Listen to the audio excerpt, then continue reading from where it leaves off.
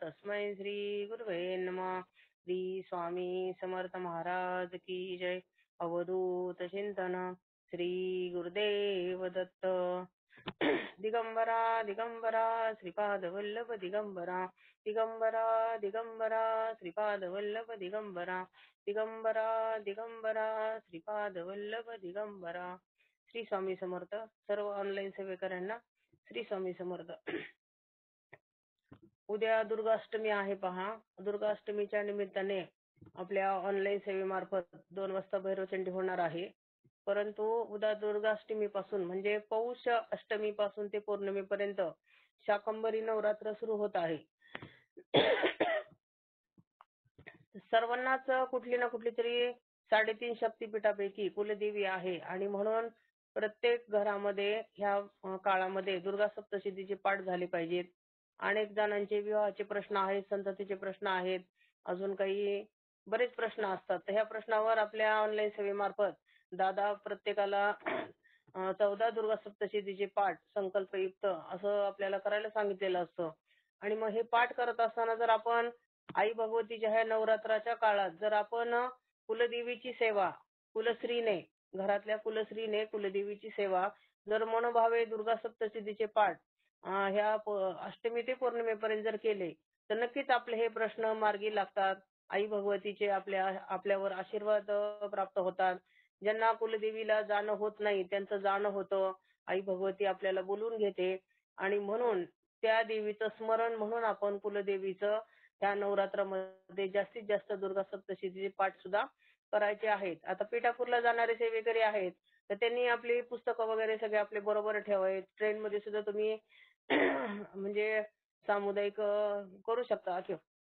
तिथे पोहोचल्यावर सुद्धा आपल्या श्रीपाद श्री वल्लभांच्या मंदिरात सुद्धा एक शक्तिपीठ आहे पुरोहितिका. तर त्या शक्तिपीठासमोर सुद्धा जे लवकर जाणार आहेत त्यांनी सुद्धा तिथे दुर्गा सप्तशतीचा ह्या नवरात्राच्या निमित्ताने जर पाठ केला तर नक्कीच त्या शक्तिपीठाचे त्या देवीचे आशीर्वाद आपल्याला नक्कीच मिळतील. आणि म्हणून उद्या दुर्गाष्टमी निमित्त पहा प्रत्येक जण आपण स्वामींची सेवा करतो. मग आपण स्वामींची सेवा स्वामी आपल्याकडनं सेवा करून घेतात. आपले प्रश्न मार्गी लागतात. अगदी झोपडीतून घरात येतो, घरातून आपण नंतर बंगल्यात येतो, स्वतःचं घर होतं आणि हे सगळं घर इतकं आपण छान प्रकारे तयार करतो. परंतु अशा घरावर आपल्या घराच्या मेन दरवाज्यावर जर आपण 64 योगिनी यंत्र तर उद्याच्या मुहूर्तावर जर आपण दारावर लावलं तर पाहता पूर्वी फरशा अशा खरमडीत असायच्या पहा. त्यामुळे अपघात वगैरे होत नव्हते. परंतु आता सुधारित आधुनिकीकरण झाल्यामुळं नवीन घरांमध्ये पांढऱ्या शुभ्र फरशा बसवल्या जातात. अगदी प्लेन म्हणजे त्याच्यावर पाणी पडलेलं सुद्धा दिसत नाही आणि मग अपघात होतात घरामध्ये. चालता चालता अपघात होतात. मग काही वेळेस वास्तुदोष असतो, काही वेळेस काही प्रॉब्लेम असतात. तर असे काही अपघात घरामध्ये होऊ नये म्हणून आपण उद्याच्या दुर्गाष्टमीच्या मुहूर्तावर आपण 64 योगिनी यंत्र आणावं. त्याची पंचोपचार पूजा करावी. मोबाईलवर त्या देवीचे 64 योगिनी म्हणजे 64 योगिनीचे नावं सुद्धा येतात. ज्यांना शक्य असेल त्याने प्रत्येक नावाला एक एक अक्षता जरी त्या यंत्रावर अर्पण केली आणि पंचोपचार पूजा करून दारावर उद्याच्या मुहूर्तावर जर लावली तर अनेक वास्तुदोष पण त्याच्यापासून नाहीसे होतात. आणि हे लावावं शक्यतो प्रत्येकाने. तुमच्या घरात अपघात हो किंवा नाही हो. तर ह्यामुळे काय होतं आपण ह्या दरवाज्यावर ज्यावेळेस यंत्र लावतो पंचोपचार पूजा करतो तर त्याच्यामुळे आपल्या घरातले अपघात टाळले जातात. घरात आलेली लक्ष्मी टिकून राहते. त्यानंतर अन्नधान्याची कमतरता भासत नाही आणि सदैव घरामध्ये भरभराट राहते. त्यानंतर हे यंत्र म्हणजे आपल्या कुटुंबाचं संरक्षण आहे असं म्हणायला काही हरकत नाही. तर त्याची नावं मोबाईलवर वगैरे आपल्याला मिळून जातील ती माहिती आणि त्या पद्धतीने आपण ते पंचोपचार पूजा करावी. उद्या श्रीयंत्राची सुद्धा आपण कुंकुमार्चना सुद्धा करू शकता. घरात असलेले यंत्र स्थापना आपल्याला पौष महिन्यात कुठल्याही देवी देवतांची करायची नाही हे पण लक्षात घ्यावं. त्यानंतर हे शाकंभरी नवरात्र म्हणजे काय तर शाकंभरी नवरात्रात पहा पूर्वीच्या काळी खूप दुष्काळ पडलेला होता आणि दुष्काळ पडल्यानंतर अनेक ऋषी मुनी सर्व देवदेवता एकत्र आले आणि त्यांनी देवीची आराधना केली आणि आराधना केल्यानंतर ती देवी त्या सर्व ऋषीमुनीवर त्यांच्यावर प्रसन्न झाली आणि त्यानंतर पाऊस पडला आणि पाऊस पडल्यानंतर पहिल्यांदा ज्या काही पालेभाज्या उगवल्या तर त्या पालेभाज्यांचा नैवेद्य शाकंभरी पौर्णिमेला आपण सगळीकडे दाखवत असतो पहा, मंदिरामध्ये, केंद्रामध्ये वगैरे सगळीकडं. तर तर ह्या 9 दिवसात ज्या पालेभाज्या उगवल्या त्याचा नैवेद्य आपण शाकंभरी पौर्णिमेला घरातही आपण दाखवू शकतो. देवीला पुरणाची दिव्यांची आरती वगैरे करू शकतो. तर म्हणून ह्या नवरात्राला शाकंभरी नवरात्र म्हणतात. आणि ज्यावेळेस देवीची आराधना करत होतो त्यावेळेस देवी डोळे झाकून बसलेली होती आणि मग पूर्ण ती प्रसन्न झाल्यानंतर ज्यावेळेस तिने डोळे उघडले तर तिने 100 म्हणजे डोळ्यांनी तिनं ते समोर 100 डोळे तिचे उघडले गेले म्हणून तिला शताक्षी देवी असं पण म्हटलं जातं.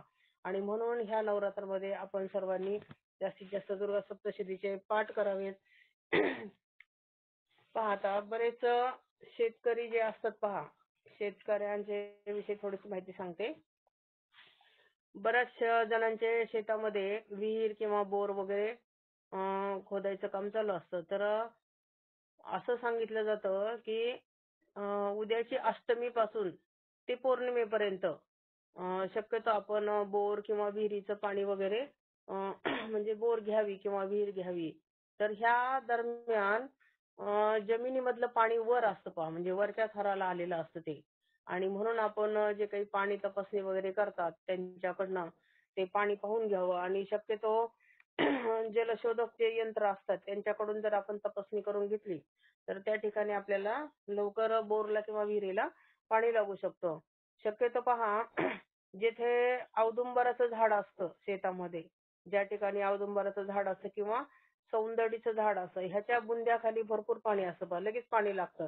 ते झाड जर बाजूला काढलं तर ते त्याच्या ठिकाणी सुद्धा पाणी लागतं. त्यानंतर पहा आपण म्हणजे जे काही सोमवारच्या दिवशी पहा संध्याकाळच्या टायमाला 5 कोरी मडकी जर आपण शेतात आणली आणि त्या मडक्यामध्ये बारमाही ज्या विहिरींना पाणी असतं त्या विहिरीचं पाणी आणि आपण ज्या काही तीर्थक्षेत्राला गेलेलो असतो तर त्या तीर्थक्षेत्राचं पाणी असं एकत्र करायचं आणि ते 5 मडके म्हणजे 4 कोपऱ्याला 4 आणि मध्यभागी 1 असं पूर्ण ते पाणी भरून ठेवायचं. म्हणजे सोमवारच्या दिवशी आपण ते पाणी संध्याकाळच्या टायमाला भरून ठेवायचं आणि त्याची पंचोपचार पूजा करायची. त्या जे काही मडकी ठेवलेले असतात ते म्हणजे माठ, थोडक्यात छोटे माठ, आणि त्याची पंचोपचार पूजा करायची आणि मग रात्रभर ते पाणी आपण ते भरलेलं ठेवायचं आणि पहाटे उठून जर ती मडकी आपण पाहायची, जर मडक्यात भरलेलं पाणी तसंच असेल तर त्या जागेवर पाणी आहे असं गृहीत धरायचं. आणि जर त्या मडक्यातलं पाणी जर ते सगळं आटून गेलं, कोरडं पडलं तर मग ते तिथे पाणी नाही असं पण समजलं जातं. हा पण तुम्ही प्रयोग करू शकता. परंतु अगोदर भूगर्भातले जे काही पाणी पाहतात त्यांच्याकडनं बी पाहून घेतलं तरी चालू शकतं. अशा पद्धतीने तुम्ही जर हे केलं तर चालेल. जसं वास्तुशास्त्राला जसं आपण नियम सांगतो पहा, वास्तुशास्त्रामध्ये जसं आपण म्हणतो ईशान्येला देवघर असावं, आग्नेयेला साधारणतः किचन असावं, त्यानंतर नैऋत्येला मालकाचं म्हणजे बेडरूम वगैरे असावं, असे जे काही ठोकताळे आपण घराच्या वास्तुशास्त्राला सांगतो त्याच पद्धतीनं आपण शेतामध्ये पहा तुमचं शेत बी चौकोनी आकारात आपण करून घेतलं पाहिजे, त्याचा बांध वगैरे व्यवस्थित. आणि नैऋत्य कोपऱ्याला जर तुम्ही मालकाच्या ऐवजी जर तुम्ही जे काही नोकर काम करतात त्यांचं जर तुम्ही तिथं काय घर वगैरे जर तिथं बांधलं नैऋत्येला तर ते नोकर मालकावर रुबाब करतात. म्हणून नैऋत्य जागेला कधीही नोकरांची राहण्याची खोली किंवा रूम किंवा त्यांची व्यवस्था कधी करू नये, हे पण लक्षात घ्यावं तुम्ही. त्यानंतर पूर्व मध्य ते उत्तर मध्यापर्यंत ह्या कोपऱ्यालाच तुम्ही बोर, विहीर वगैरे अशा पद्धतीने तुम्ही घेऊ शकता शक्यतो. आणि आपले जे काही 3.5 मुहूर्त असतात, 3.5 मुहूर्तावर सुद्धा आपण आपल्या शेतामध्ये शेत म्हणजे काय, तर सीता माता आपल्या शेतात सापडली म्हणून त्या सीता शेती हा असा अपभ्रंश झालेला आहे पहा. म्हणून आपण या 3.5 मुहूर्तावर पहा एक दाणा जर आपण ज्वारीचा पेरला तर एवढं मोठं कणीस आपल्याला त्याच्या बदल्यात मिळत असतं. आणि म्हणून आपण ह्या 3.5 मुहूर्त म्हणजे कोणते, तर दिवाळीचा पाडवा, चैत्र पाडवा, दसरा आणि अक्षय तृतीया असे हे 3.5 मुहूर्त. त्या 3:30 मुहूर्तावर जर आपण तिथे शेताच्या बरोबर मध्यभागी 1 फूट खोल खड्डा खोदून त्याच्यावर पत्रवाळीवर आपण एक मनुष्य जेवल इतकं जर अन्न आपण त्याच्यावर ठेवलं आणि सीतामातेला अर्पण केलं तर ती नक्कीच आपल्याला भरभरून देते. आणि आपल्या प्रश्न उत्तराच्या माध्यमातून आपल्याला ज्यावेळेस ग्रामदेवतांचा मानसन्मान करायला सांगितलेला असतो, त्यामध्ये त्या दिवशी शेताच्या बांधावर असणारी जी सेंद्रिय देवता आहे तर त्यांचा सुद्धा आपण मानसन्मान केला पाहिजे. तर ही मानसन्मान करताना आपण ज्यावेळेस तिथे नारळ वगैरे फोडतो, तर तो नारळ कधीही प्रसाद म्हणून खायचा नाही. कोणालाही वाटायचा नाही. तो तिथेच सोडून यायचा हे पण लक्षात घ्यायचं. जर मुंजबा असेल तर त्याला हरभऱ्याची डाळ, गूळ हा अर्पण करावं आणि म्हसोबा असेल तर बाजरीची भाकरी, शेंगदाण्याची चटणी, लिंबू, कांदा वगैरे असं त्याला अर्पण करावं आणि नारळ फोडावा. फक्त आशीर्वाद असू दे एवढंच त्यांना म्हणावं. बाकीचं काही सुद्धा त्यांच्याकडनं मागणी करू नये. मग ज्यावेळेस शेतांवर आजूबाजूच्या ठिकाणी अवकाळी पाऊस येतो किंवा पिकांची नासधूस होते किंवा अनेक प्रकार शेताच्या बाबतीत घडतात. म्हणजे आमच्या शेतकऱ्यांना वर्षभर संकटांना सामोरं जावं लागतं. त्या संकटांना सामोरं जर जायचं नसेल तर तुम्ही दर अमावास्येला मान-सन्मान केलाच पाहिजे. त्यानंतर आपण बिनमिठाचा भात भरपूर शिजवायचा पातेल्यात आणि त्याच्यात दही मिक्स करून अमावास्ये दिवशी असं बांधाच्या कडेकडेने जरी तुम्ही ते टाकलं तर त्याच्यामुळे सुद्धा तुमच्या शेताचं संरक्षण होतं. अमावास्ये दिवशी तुम्ही घरामध्ये पहा 11व्या कालभैरष्टक 11व्या वल्गसुक्त म्हणता पिवळ्या मोहऱ्या हातात घेऊन. मग ह्या पिवळ्या मोहऱ्या जास्तीत जास्त भारून ठेवायच्या. मग ह्या पिवळ्या मोहऱ्या त्यानंतर ते वाचन करत असताना ज्या अगरबत्त्या लावलेल्या असतात 4-5 अगरबत्त्या लावून ठेवायच्या म्हणजे भरपूर रक्षा आपल्याला मिळत असते. ही रक्षा आणि ती मोहऱ्या हे जर आपण ते शेताच्या बांधानी जरी आपण फेकल्या तरी सुद्धा बाहेरच्या जे काही त्रास होतात प्राण्यांपासून म्हणा, वातावरणापासून, ऊन, वारा, पाऊस ह्यापासून जे काही शेतावर संकट येतात ते नक्कीच येत नाहीत आणि तुमची ज्यावेळेस सेवा चालू असते तर त्या सेवेमुळे सुद्धा तुमच्या शेताचे पीक जे येतं ते भरभरून येतं. तुम्ही सेवेत नसताना समजा 1-2 पोते जर धान्य निघत असेल तर सेवेत आल्यानंतर आणि ह्या सेवा करायला लागल्यापासून संरक्षण सेवा करायला लागल्यानंतर तुमचे जे काही धान्याचं उत्पन्न आहे ते सुद्धा भरपूर म्हणजे जास्तीत जास्त त्या शेतातून मिळत असतं पहा. आणि त्यानंतर सुद्धा पहा तुमच्या शेतामध्ये जे काही तुम्ही धान्य तुम्ही कुठे साठवून ठेवता शेतात किंवा घरी तर वायव्य कोपऱ्यातून जर तुम्ही ते धान्य विकायला जर काढलं तर त्याला नक्कीच चांगला भाव मिळतो. आपल्या तर ह्याच्यामध्ये पण नित्य सेवेमध्ये पण वाणिज्य सूक्त वगैरे आहे ते सुद्धा जर तुम्ही धान्यावर हात ठेवून जरी म्हटलं तरी त्याला सुद्धा म्हणजे लवकरात लवकर त्याची विक्री होते आणि चांगला भाव पण मिळतो. असं पण त्याचं आहे. तर म्हणून आपण शेतकऱ्यांनी सुद्धा ज्या काही बारीक-सारीक गोष्टी आहेत तर ह्या आपण लक्षात घ्याव्यात. त्यानंतर तुम्ही ज्यावेळेस शेतामध्ये बी पेरता तर मोठे पिरॅमिड असतात पहा. आणि त्या पिरॅमिड खाली ते बियाणं एक 7-8 दिवस तुम्ही झाकून ठेवावे. म्हणजे त्या बियाणांवर ते पिरॅमिड ठेवावं. म्हणजे ते बी भारले जातात आणि मग ते पेरल्यानंतर भरपूर तुमचं उत्पादन शेतामध्ये पीक उत्पादन होतं आणि म्हणून ह्या काही ज्या बारीक-सारीक गोष्टी असतात तर हे शेतकऱ्यांनी जर केलं तर नक्कीच तुमच्या म्हणजे भरघोस पीक पण येतं. त्यानंतर तुम्ही आता शेताची ज्यावेळेस कामं करता आमचे शेतकरी म्हणजे सकाळीच उठून ते पार 6-7 लाच ते शेतामध्ये असतात बरेच शेतकरी. ज्यांची शेती स्वतःची आहे ते. म्हणजे ते दिवसभर राब-राब काम करतात. पण तुम्ही ज्यावेळेस काय तुमची आता ते शेतातली जी काही कामं असतात पेरणी म्हणा, खुरपणी म्हणा काय असेल तर ती प्रत्येक गोष्ट करत असताना ज्यावेळी तुम्ही जर स्वामी नामाचा जप जर केला तर समजा आता बी पेरताय असं उदाहरण तुम्ही म्हणजे ही कृती करताय तुम्ही बी पेरण्याची. तर हे बी पेरत असताना श्री स्वामी समर्थ, श्री स्वामी समर्थ किंवा तुमच्या आवडता जो मंत्र असेल दिगंबरा दिगंबरा म्हणा किंवा श्रीपादराजं शरणं प्रपद्ये असं म्हणा. असं कृती करत करत जर तुम्ही शेतात बी पेरणी केली किंवा अजून काही शेतीची कामं असतात तर मला नाही एवढं सांगता यायचं परंतु जी शेतीची कामं असतात ती तुम्ही जर असं मंत्र म्हणत म्हणत जर केला तर ती पहा आलेलं पीक सगळं स्वामींच्या मंत्राने नामाने भारलेलं राहील आणि नक्कीच आता जे काही सेंद्रिय पद्धतीने जर आपण शेती केली तर सध्या पहा जास्तीत जास्त उत्पन्न घेण्याच्या नादात आपण रासायनिक द्रव्यांची खूप फवारणी करतो. तर पहा विचार करा मग आपण स्वतःच विष पेरतोय असं म्हणायला काही हरकत नाही. म्हणून आपण सावधान व्हा. शक्यतो गावरान गाई पाळा. त्यांचं शेणखत, जे काही खत आहे ते तयार करा. सेंद्रिय पद्धतीने शेती करा आणि आपण जे पेरतोय ते आपल्याला सुद्धा आपल्या कुटुंबाला सुद्धा ते खायचं आहे हा पण विचार करा. आपण दुसऱ्यासाठी खड्डा खोदत असतो पण त्या खड्ड्यात कधी आपण पडतोय हे आपल्यालाच कळत नाही. म्हणून आपण शेतकऱ्यांनी शक्यतो शेती करताना जास्त उत्पन्न काढायच्या नादात तुम्ही रासायनिक द्रव्याचा वापर करू नका. आणि चांगलं ज्यावेळेस तुम्ही दुसऱ्याला चांगलं देता त्यावेळेस तुम्हाला सुद्धा चांगलंच मिळतं. परंतु मग तुम्ही जर ते रासायनिक द्रव्यांचा वापर करून जर पीक उत्पन्न जास्त काढायच्या भानगडीत पडला तर इकडे तुमच्या घरात सुद्धा दवाखान्याचा खर्च चालू होतो. हे तुम्हालाही कळत नाही. म्हणजे आपण जे काही वाईट कर्म आपल्या हातून घडत असतं त्याचा परिणाम आपल्या संपूर्ण कुटुंबावर सुद्धा होत असतो. म्हणून सेंद्रिय पद्धतीने शेती करायला लागा आणि उत्पन्न किती येतं ह्यापेक्षा ते चांगल्या प्रकारे कसं काढता येईल हा पण तुम्ही प्रयत्न करावा. स्वामी नामाचा जप करत करत जर शेतीची कामं केली तर त्याला कुठलाही त्रास होणार नाही. आणि आता बहुतेक सर्व भाज्या रासायनिक द्रव्यापासून बनवत असल्यामुळं कॅन्सर सारखे आजार प्रत्येक घरामध्ये उद्भवत आहेत. आणि मग आपल्याकडे ही प्रश्नांची जी गर्दी झालेली आहे आजारपणावर, कॅन्सर आहे म्हणजे लहान मुलांना सुद्धा अनेक आजार. तर हे जे आजार आहेत हे जर आपल्याला कमी करायचे असतील तर आपण आपलं कर्म चांगलं ठेवावं, चांगली कृती करावी, चांगलं पेरावं म्हणजे चांगलं उगवेल. आणि म्हणूनच आपण सर्व काही काळजीपूर्वक केलं तर नक्कीच ह्या आजारातून कॅन्सर सारख्या आजारापासून आपण नक्कीच वाचू शकू. आपण दुसऱ्याचा ज्यावेळेस विचार करतो त्यावेळेस नक्कीच आपल्या पदरी चांगलं फळ मिळत असतं. म्हणून आपण हे शेतकऱ्यांनी तर आवर्जून याचा म्हणजे विचार करावा.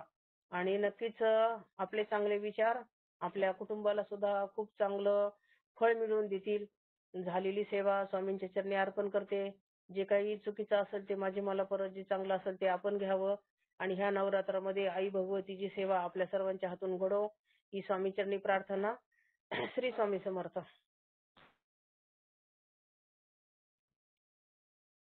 श्री स्वामी समर्थ। शिंदेताई, बहुत बहुत बहुत सुंदर। तो ताई ने आपको दादी के खजाने में से आज एक और खजाना निकालकर बहुत बहुत सुंदर मार्गदर्शन किया। एज ऑलवेज वो हमेशा आपको ऐसे ही सुंदर से मार्गदर्शन करते हैं और आपको प्रश्न करने की जरूरत ना पड़े उससे पहले ही उनका मार्गदर्शन इतना सुंदर आपको मिल जाता है। तो इन बातों को सभी ध्यान में रख के और जैसे जैसे सेवा बताई जाती है वैसे आप अवश्य सेवाएं करें और उन सेवाओं का फलश्रुती का मतलब लाभ लें। श्री स्वामी समर्थ। अजून कोणाला बोलायचे? 10 मिनिट आहेत. कोणाला बोलायचे का? स्वामी समर्थ ताई, मी बोलते एक 5 मिनिटं. स्वामी समर्थ। हा ताई बोला. हो, एक 5-7 मिनिटच बोलते. श्री हा स्वामी चालेल. समर्थ. गुरुर्ब्रह्मा गुरुर्विष्णू गुरुर्देव महेश्वरा, गुरु साक्षात परब्रह्म तस्मै श्री गुरवे नमः. श्री स्वामी समर्थ. आदरणीय अविनाश दादांच्या चरणी कोटी कोटी प्रणाम. आणि दादांचं आरोग्य एकदम चांगलं सुदृढ राहू दे आणि सर्व सेवेकरांना श्री स्वामी समर्थ. तर आता बघा, गुरु आपले आहेत. आपण दादांना गुरुस्थानी आदरणीय गुरुस्थान दिलेले. तर गुरु हे आपल्या आयुष्यामध्ये येतात, अचानक येतात. शोधावे लागतात का गुरु? शोधावे नाही लागत. आपण ह्या लिंकला जोडलो गेलो ते अचानकच कोणी आपल्याला सांगितल्यामुळे जोडलो गेलो. म्हणजे गुरु हे आपण शोधत नाही, तर गुरु आपल्याला अकस्मात अचानकच मिळतात. आणि पाऊस बघा पडतो तेव्हा तो सगळीकडे पडतो, सारखाच पडतो सगळीकडे, पण तो थांबतो कुठे? तर जिथं खड्डा असतो, तलाव असतो, नदी असते, काहीतरी जिथे साठण्यासारखी जागा असते तिथंच त्या पावसाचं पाणी हे साठतं.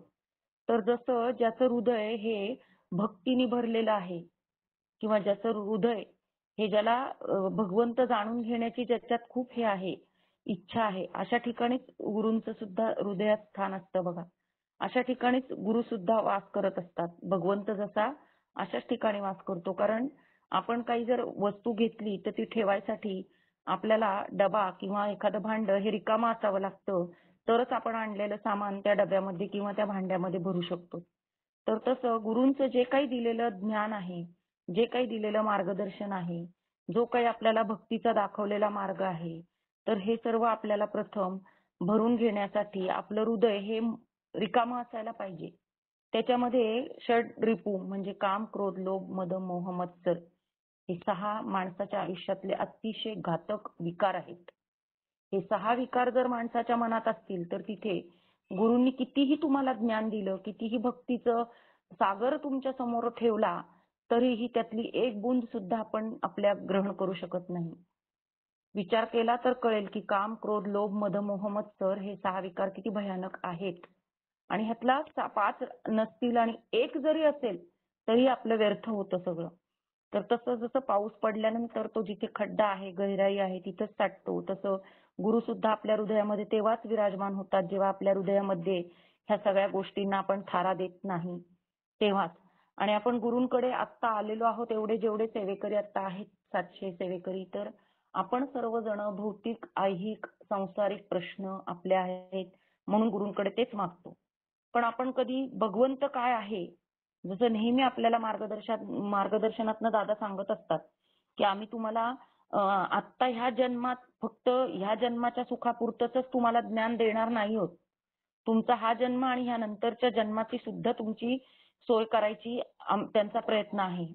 तर भगवंत कळावा म्हणून, भगवंताची प्राप्ती व्हावी म्हणून आपण गुरु करावेत आणि आपण भगवंतच त्यांना मागावा की आम्हाला परमेश्वरच तुम्ही सांगा म्हणून. कारण बघा ध्रुव बाळ एकदा रस्त्याने जात असताना त्यांना नारद भेटले होते, नारद मुनी. नारद मुनींनी ध्रुवांना विचारलं की तुला काय पाहिजे? तुला पद, प्रतिष्ठा, राज्य काय काय देऊ तुला? बोल तू काय पाहिजे ते माग. तर त्यावेळी ध्रुव बाळ म्हणाले की मला काहीच नको, पद, प्रतिष्ठा हे सगळं मला काहीच नको. हे तर बघा आपल्याला संसार सुखात चोच दिली त्यांनी दाणा देतोच तो. जो भगवंत आपल्याला जन्माला घालतो तर तो उपाशी ठेवत नाही. आपल्याकडे बऱ्याच यासाठी गोष्टी म्हणी आहेत बघा की ज्याचे म्हणजे एखाद्याचं लग्न ठरत नसेल तर आपण म्हणतो की ज्याचं बाशिंग ज्यावेळेस बळ खातं त्यावेळेस त्याचं लग्न होतं. किंवा एखाद्याला जेवायला मिळत नसतं पण त्याला कोणीतरी वेळेला येऊन 2 घास खायला घालतं, तेव्हा आपण म्हणतो दाने दाने पे लिखा है खाने वाले का नाम. तर ज्या परमेश्वराने आपल्याला चोच दिली तर तो त्याच्यामध्ये आपल्याला अन्नदान दाणा देण्याची सोय पण करत असतो. तर ह्या गोष्टी आपण मागाव्यात का नाही. तर त्यावेळी ध्रुव बाळांनी नारदांना सांगितलं की मला हे सगळं तर भगवंत देईल, पण मला काय हवंय? तर नारदांनी म्हणजे विचारल्यावर नारदांनी ध्रुवांना सांगितलं की तू तर अजून लहान आहेस, तू काय मागतोय? भगवत प्राप्ती, कल्याण, मोक्ष, साधन हे सगळं मागतोयस तू, कल्याण मागतोयस, तर तू अजून लहान आहेस हे सगळं मागायला. तर त्यावेळी ध्रुव बाळ म्हणतात आत्ता नाही तर कधी मागू? लहान आहे म्हणून आत्ता नाही मागायचं, तर शरीर थकल्यावर मागू का? मरणाची वेळ जवळ आल्यावर तेव्हा मागू का? तर नारदांना कळलं त्यावेळी की हा शिष्य कसा आहे. त्यांनी परीक्षा बघितली की हा शिष्य कच्चा आहे का पक्का आहे ते बघू. शिष्याने काय मागतो याच्यावर शिष्य कच्चा आहे की पक्का आहे हे ठरत असतं. तर त्यावेळी ध्रुव बाळ कल्याण, भगवत भक्ती, भगवत प्राप्ती, भगवंताविषयीचं प्रेम, ज्ञान हे मागत असतात. आणि त्यावेळी नारदांना कळतं की नाही हा गुरु शिष्य हा पक्का आहे आणि ते आपल्या शिष्याला ओळखतात आणि मग त्याला ते देतात. तर आपण पण मागताना दादांकडे नेहमी एकच मागावं की आपलं अमृततुल्य मार्गदर्शन आम्हाला वेळोवेळी कानावर जे पडत असतं, त्यांच्या ओघवत्या वाणीमध्ये ते जे बोलतात, तर ते आपल्या मनावर ते संपूच नाही वाटत असतं बघा आपल्याला. दादा कित्येक वेळा बोलतात ना, त्यावेळी असं वाटतं किती वाजले आणि किती नाही. दादा नाही बोलले की असं खूप बेचैन होतो आपलं बघा मन की आज काही ऐकायला. सगळे बघा जेवढे जोडलेले असतात ना ते वाट बघत असतात की दादा आत्ता बोलतील, दादा आत्ता बोलतील. का आपण सगळे त्यांच्या शब्दांची वाट बघत असतो? का आपल्याला त्यांच्या तोंडून काहीतरी ऐकण्याची एक जिज्ञासा असते. तर हे जे आपण आहोत ना, ही जिज्ञासाच आपल्याला आपले गुरु सगळं मिळवून देत असते. तर आपण नेहमी तत्पर राहावं यासाठी. आणि आपण सेवा तर करतोच बघा, सेवा करण्याने मेवा तर मिळतोच. पण खरं सांगू का की जे काही दादा बोलायला लागले की आपण 2-2, 3-3 तास ऐकत असतो ना, त्यांनी आपला हा जन्म तर सार्थकी लागतोच लागतो. पण आपला पुढच्या जन्माची सुद्धा ते सोय करत असतात. इतके गुरु कनवाळू असतात, इतके गुरु प्रेमळ असतात. आणि असे गुरु आपल्याला लाभणं हे आपलं खूप मोठं भाग्य आहे. म्हणजे आपण म्हणतो की स्वामी समर्थ परब्रह्म महाराज आहेत, पण बघा भगवंतांची पण ना देऊन देऊन शक्ती कधी कधी कमी होते. मग आपल्याला त्यांच्यासाठी पण सेवा करावी लागते. बघा, जेव्हा आपण आपल्यासाठी स्वार्थासाठी सेवा करतो ना, तेव्हा आज जसं दादांना आपल्या सेवेची जेव्हा गरज असेल तेव्हा आपण दादांसाठी सेवा करणं हे आपलं आद्य कर्तव्य आहे.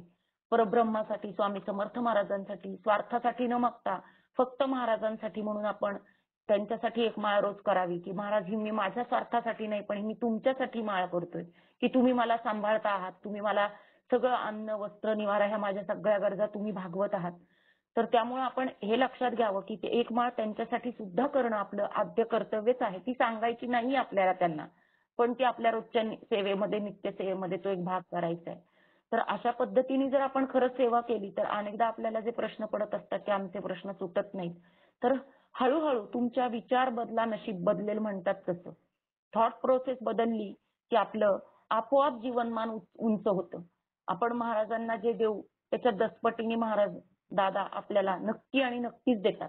तर मी विनवणी करते परब्रह्म स्वामी समर्थ महाराजांना, दत्तात्रयांना, की आम्हाला दादांचं मार्गदर्शन हे अखंड मिळत राहू देत. त्याच्यामध्ये खंड नाही पडू देत. कारण त्यांच्या 1 आठवड्यातल्या मार्गदर्शनानंतर आपला 1 आठवडा पूर्ण बॅटरी चार्ज केल्यासारखा एकदम ऊर्जा मिळालेला असतो. आणि पुन्हा पुढच्या आठवड्याची आपण वाट बघत असतो, की आता बुधवारी येईल दादा काहीतरी बोलतील, शनिवारी येईल दादा काहीतरी बोलतील. तर अशा पद्धतीने जर आपण खरंच आपलं जर हे ठेवलं आचरण, की गुरूंनी काय सांगितलंय, एकमेकांविषयी द्वेष करू नका. गुरु कधी सांगतात का हो असं, की एकमेकांबद्दल आकस मनात ठेवा, एकमेकांबद्दल मत्सर मनात ठेवा. आपण ज्या कृती करतो त्याच्याने त्यांना त्रास होतो, अशा कृती आपण न करणं हे गरजेचंच आहे. तर आपला प्रयत्न असा असावा, की मी गुरूंची पाठ वळली, परमेश्वराची पाठ वळली, की मी काय वागतो हे त्याला दिसत नाही. पण असं नसतं. आपल्याला 2 डोळे असतात पण त्यांना अनंत चक्षु असतात आणि ते त्या अनंत चक्षूंनी आपल्याला बघत असतात. तर अशा वेळी आपण कसं वर्तन आपलं ठेवावं? आपलं वर्तन हे त्यांच्या पाठीमागे सुद्धा सुद्धा त्यांना भूषण वाटेल, त्यांना आपल्याकडे बघितलं की अभिमान वाटेल, असं निश्चितच असावं. तर माझं बोलताना काही चुकलं असेल, मला खूप बोलायचं असतं, पण माझ्याकडनं ना विषय सुटत जातात. माझा तो प्रॉब्लेम आहे. मी महाराजांना खूप विनंती करते. मला खूप बोलायचं असतं, पण वेळ पण कमी आहे. तर झालेली सेवा महाराजांच्या चरणी अर्पण करते. आपल्या सर्वांना काही जर चुकलं असेल बोलताना तर त्याच्यासाठी क्षमा मागते. श्री स्वामी समर्थ. श्री स्वामी समर्थ. खूप खूप खूप सुंदर दादांचं मार्गदर्शन आणि त्याच्यावरून एक एक शब्द त्यांचे आपल्यासाठी काय महत्त्वपूर्ण असतात ते ताईंनी इतकं सुंदर समजून सांगितलं, तर आपल्याला सर्वांना कळलं पाहिजे. आणि ज्या दिवशी दादा नाही बोलत असेल त्या दिवशी आपण त्यांची जे ओल्ड मीटिंग असतात ते ऐकायचं, कारण जे ऍडमिन ही तुम्हाला मार्गदर्शन करतात, आम्हालाही दादा मार्गदर्शन करून शिकवतात. तोच मार्गदर्शन आम्ही तुम्हाला करतो, कारण आम्ही शून्य आहोत. आम्हाला काहीच येत नाहीये. आम्हाला जे ते शिकवतात तेच आम्ही तुमच्या पुढे मांडतात.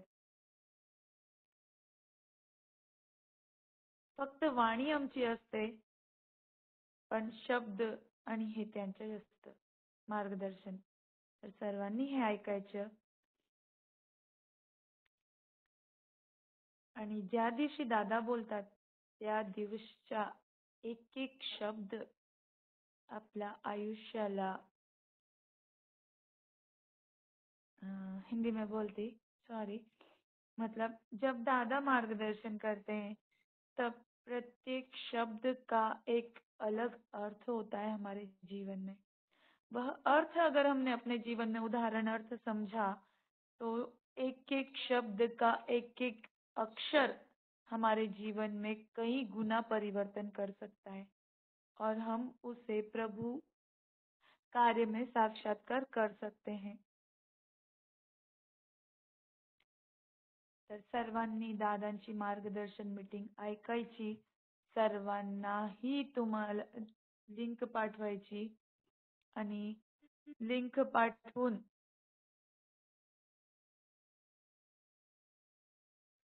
सर्वांना इथे जॉईन करायचं आणि दादांच्या मार्गदर्शन ऐकायचं. खूप सुंदर शुभांगीताई, सुरेखाताई, भाग्यश्रीताई आणि जागृतीताई सर्वांनी खूप खूप खूप अप्रतिम मार्गदर्शन केलं. खूप सुंदर.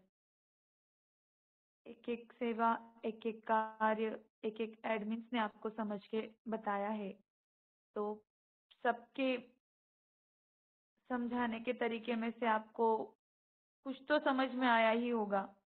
तो जो समझ में आया वह आप ग्रहण करें, उसमें उसे अपने जीवन में उतारने की और उसके उस मार्ग पर चलने का प्रयत्न करें. चालेल. आता आपण अनुभव सत्र घेऊया. ज्या कोणाला या माध्यमातून काही अनुभव आले असतील तर त्या सर्वांनी शेअर करावे. वैराग्य मेळाव्याचे अनुभव सांगा किंवा वैयक्तिक तुम्हाला सेवा जे दिली आहेत, ते तुम्हाला प्रश्न सुटले आहेत, त्या तुम्ही शेअर करा. ते अनुभव शेअर करा आणि जर पीठापूरविषयी तुम्हाला काही विचारायचे असेल, विचारायचं म्हणजे अगदी थोडक्यात. असं नाही की बोलतात तर आपण 2-5 मिनिट बोलतच असतात आणि सर्वांनी जेव्हा व्यक्ती बोलत एक व्यक्ती बोलत असतात ना, तेव्हा आपण शांतता ठेवायची. त्यांना बोलू द्यायचं, नंतर आपल्याला बोलायचं. ठीक आहे? श्री स्वामी श्री समर्थ ताई. स्वामी समर्थ. हां, श्री स्वामी उर्मिला समर्थ. चांदण कर्जतवरून बोलते. हां, बोला ताई. ताई, उद्यापासून दुर्गा सप्तशतीचे पाठ आहे ना, तो मला दादांनी सेवा दिलेली आहे. मग हां. त्याची वाचण्याची वेळ एकच ठेवायची आहे का? ताई जर वेळ एक ठेवली तर खूप छान. हं. तेच म्हटलं, कारण 9 ते 12 पर्यंत कधीही वाचलं तरी चालेल ना? हां, 9 ते 12 पर्यंत कधीही वाचलं तरी चालेल, पण तुम्ही तुमच्या टाईमचं नियोजन असं करा, की रोज तुम्ही तेच टाईमला वाचू शकता असं. हां, ठीक आहे ताई. श्री स्वामी ठीक आहे? समर्थ. हां, श्री स्वामी समर्थ. आणि ताई, तुम्ही तुमचं हां. नाव असं सेव्ह केलंय हां. 148499. तर ह्या नंबर हं. तुम्ही नाव तुमचं टाका त्याच्यात. ठीक आहे? तर मला समजेल ठीक. की तुम्ही कोण आहोत. तुमचे नाव कळत नाही ना मग. श्री स्वामी बरं. ठीक समर्थ आहे. ताई. हां. हां, श्री स्वामी समर्थ. अनुभव शेयर करने के लिए आप बीच में सर्कल आपको दिख रहा है ना, आप सर्कल पर टच करिए, आपको इधर से अलाउ किया जाएगा, फिर आप अनुभव शेयर कर सकते हैं.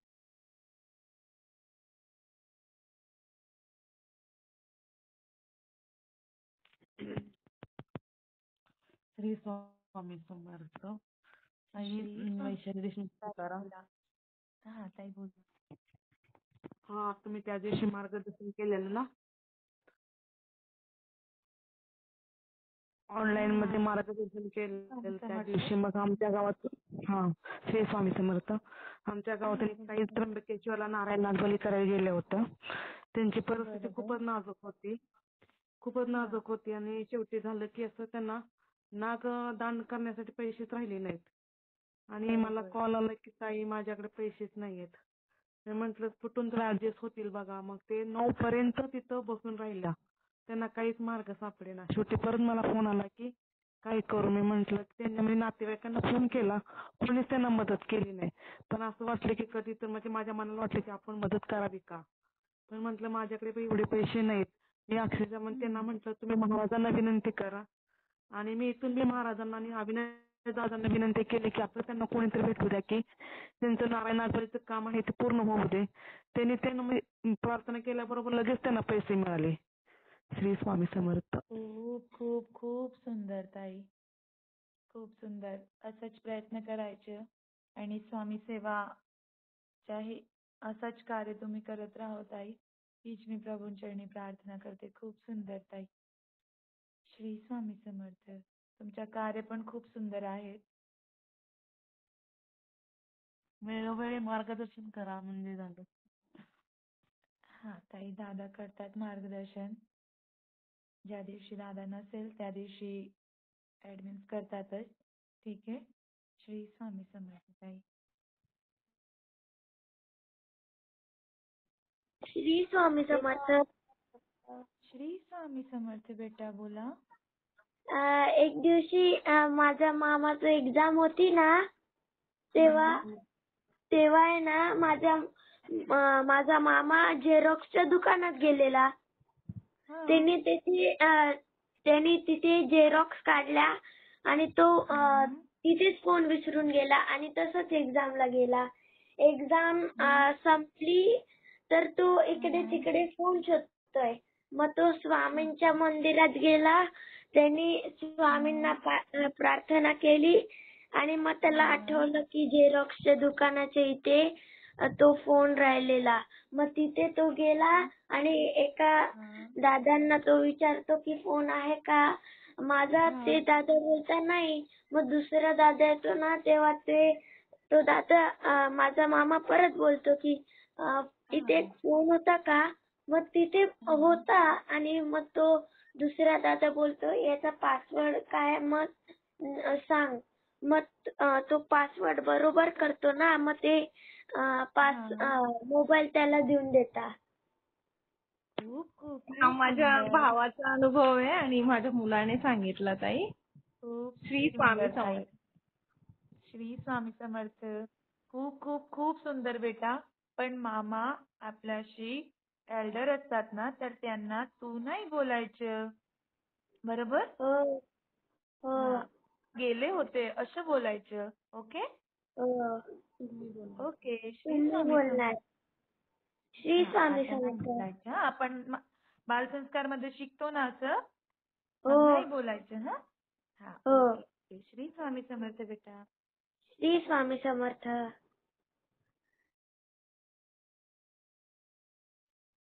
श्री स्वामी समर्थ ताई. श्री स्वामी समर्थ. बोला. आवाज येतोय ताई? हा येतोय ताई. बोला. ताई मी इंदापूरहून बोलते. मनीषा सागर.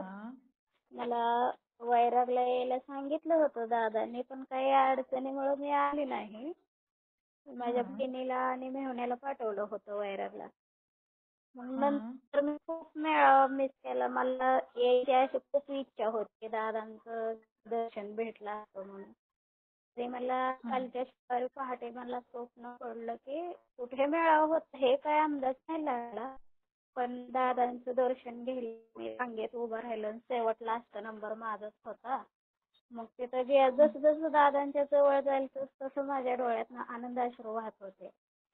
आणि दादांच्या चरणात दादा म्हणले दादा माझ्याकडे बघून हसले. मी पटकीने दादांचं चरण धरलं आणि मला एवढं म्हणजे आज काय बोलावं असं हे माझ्या तोंडातून शब्दच फुटत नव्हते दादांविषयी.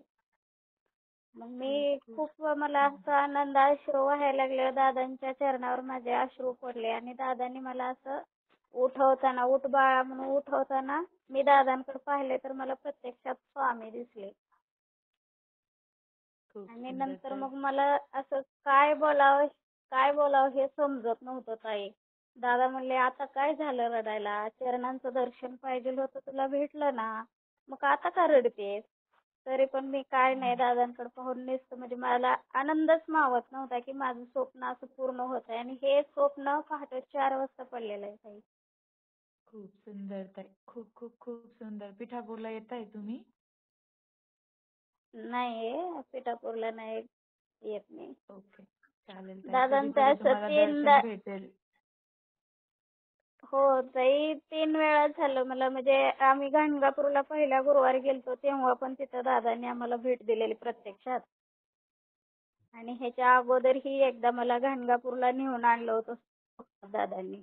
जेव्हा आपण मतलब मनुष्य जन्म में हमको जो भी गुरु मिलते हैं, जब हम गुरु के चरणों के दर्शन करते तो हमें चारों धाम 33 करोड़ देवी देवता त्रिमूर्ति सभी के दर्शन हमें गुरु चरणों में मिलते हैं. तो आपकी वो मनोभाव से जो आपकी इच्छा थी वही गुरु चरणों में पूर्ण होती है. और गुरु चरणों में ही हमें श्रद्धा शक्ति सबके दर्शन होते हैं. या स्वामी के दर्शन आपको गुरु चरणों में हुए.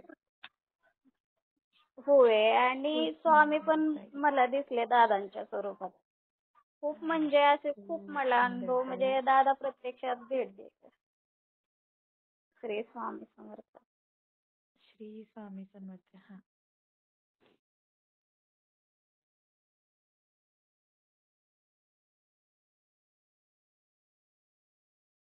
श्री स्वामी समर्थ बोला. कोणीतरी बोलत होते ना मध्ये श्री स्वामी समर्थ म्हणून जॉईन आहेत ते.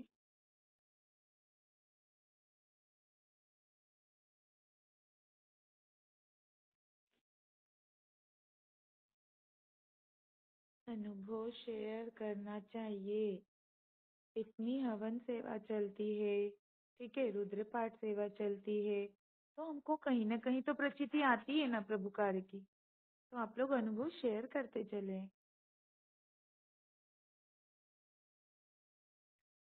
अनुभव शेयर करना मतलब आपको बहुत बार बताया कि अनुभव शेयर करना क्या होता है. श्री स्वामी समर्थ. मंगलताई बोलायचे. हा बोलायचं. श्री स्वामी हा, समर्थ. श्री स्वामी समर्थ ताई बोला. माझा असा अनुभव आहे की आता दत्त सप्ताह होता ना, तेव्हा मी गुरुचरित्र गेलो होतं. आणि तर पहिल्या दिवशी मी जेव्हा वाचाय बसले तेव्हा मला असा उंदीर आलेला गत भास झाला. आणखी दुसऱ्या दिवस त्याच थोडे 2 पानं वाचले की लगेच मला असं मुंगूस त्या देवाऱ्यात दिसलं, पण तिथं असं कोणच नव्हतं. आणखी संध्याकाळचं मी जेव्हा झोपले ना तेव्हा माझ्या स्वप्नात असा कळस आहे ना, त्या कळसातून असे डोळे लुकलुकायला लागले खूप सुंदर. देवाऱ्यातल्या. जेव्हा आपण सेवा आणखी बोला. ताई, जेव्हा मी दुसऱ्या दिवशी मला पुन्हा स्वप्न पडलं तेव्हा जी मी स्थापना केलेली गुरुचरित्राची तिथं माझ्या स्वप्न होतं की मला असं कळस पडल्यागत वाटलं, म्हणून मी जागी झाले स्वप्नातच. तर तिथं त्या ज्या फोटो स्थापना केलेली त्या फोटोच्या जागेवर मला असा पालखी दिसली. त्या पालखीत मला स्वामींच्या पादुका दिसल्या, त्याच्या साईडला दुसऱ्या पादुका दिसल्या. आणखी थोड्या वेळानं मला स्वामींचे फोटो छोट्या छोट्या रूपात वेगवेगळ्या प्रकारमध्ये असे दिसू लागले. आणि मी स्वप्नातच सगळ्यांना म्हणते की सगळ्यांनी या स्वामी दर्शन देतात आहे, सगळ्यांना स्वामी दर्शन देतात आहे असं सगळ्यांना ओरडून सांगते. आणि मी नुसती रडते की स्वामींनी मला दर्शन दिलं. असं गुरुचरित्र केल्यानंतर मला ते अनुभव 3-4 आले. खूप सुंदर ताई. श्री स्वामी समर्थ. श्री स्वामी समर्थ. खूप खूप खूप सुंदर ताई.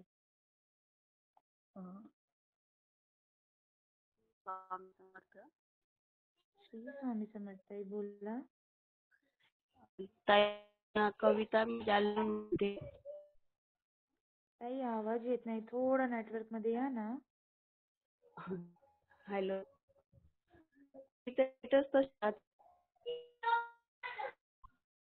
ताई आवाज येत नाहीये. हॅलो. श्री स्वामी समर्थ बोला. येतो ताई आवाज? हा आता येतोय ताई बोला. ताई मला दादा सेवा दिलेली आहे ना, तर मी रुद्र सेवा पण करते, पतीची पण करते, पण देवी सप्तशतीची दिलेले आहेत ना, ते कसे मी रोज पाठ करायचा का एका दिवशी 14 करायचा? नाही रोज एक एक पाठ करायचे ताई. 14 दिवस ते 14 पाठ करायचे. हो का? मी म्हणजे ते जे पोथी आहेत ना ते डेली पूर्ण 13 अध्यायाची वाचायची. त्याच्यासोबत जे अर्गला किलक कवच जे असतात, ठीक आहे, सिद्धकुंजिका स्तोत्र असतात, ते सर्व वाचायचे ताई. कविता. हो का? श्री स्वामी समर्थ.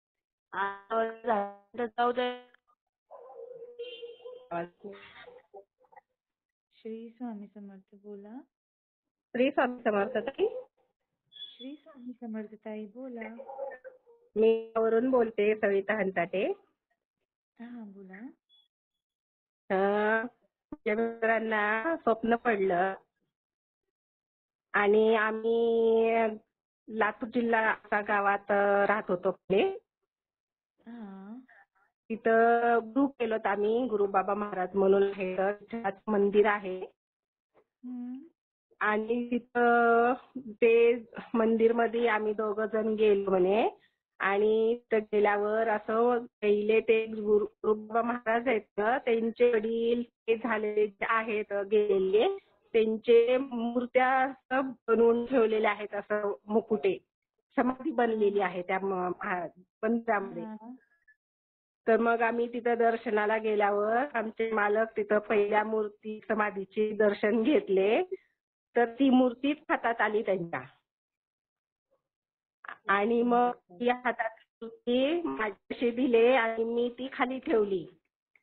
आणि परत मग तसं तिन्ही समाधींच्या दर्शन घेतलं.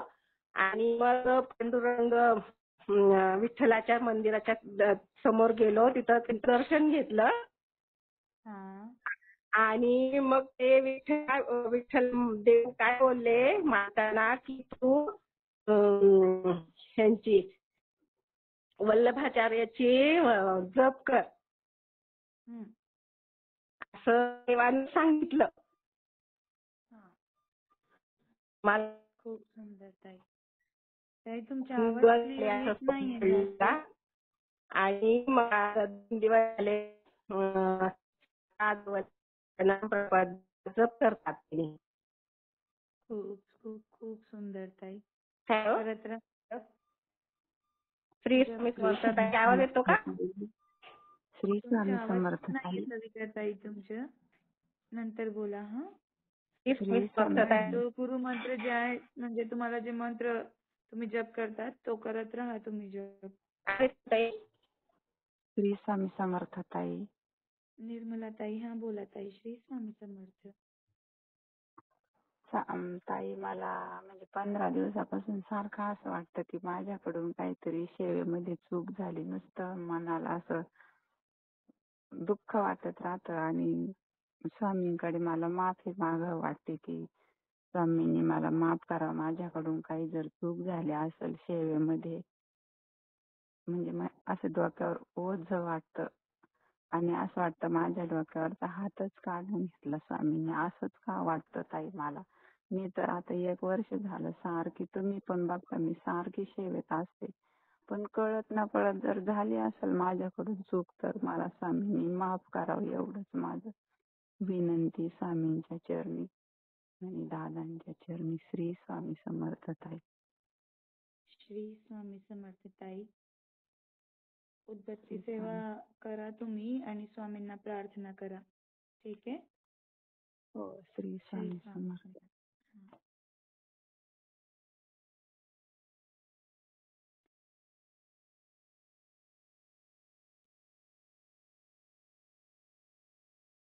अजून कोणाला बोलायचे बोलू शकतात. 5 मिनिट आहेत अजून. श्री स्वामी समर्थ ताई. श्री स्वामी समर्थ ताई बोला. कोपरगाववरून सपना सेंद्रे बोलते. हा ताई बोला. मला माझ्या मुलीचा अनुभव शेअर करायचा होता. माझी 1.5 महिन्याची मुलगी आहे. ती खूप चिडचिड करायची, रडायची.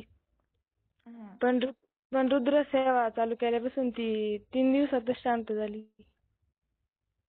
किती छान. खूप खूप खूप सुंदर. बघा ज्या सेवेकरी या सेवेसाठी प्रश्न टाकतात ना ह्याच्यासाठी या प्रॉब्लेम साठी की आमची मुलं खूप चिडचिड करतात, आमची मुलं आम्हाला ऐकत नाही आमचं आणि आम्हाला खूप त्रास देतात, तर सर्वांनी ऐका त्यांचे अनुभव. अगदी 3 दिवसात जर ते रुद्रपाठाच्या तीर्थाने शांत बसू शकतात तर तुम्ही का नाही करू शकतात. तुम्ही हे सेवा करा मनापासून आणि लहान मुलांना तीर्थ द्या. ते खूप शांत होतील आणि बुद्धीही त्यांची तीक्ष्ण होतील. श्री स्वामी समर्थ. खूप सुंदर ताई. श्री स्वामी समर्थ. श्री स्वामी समर्थ. श्री स्वामी समर्थ ताई. श्री स्वामी समर्थ. ज्यावेळेस वैरागचा मेळावा होता ना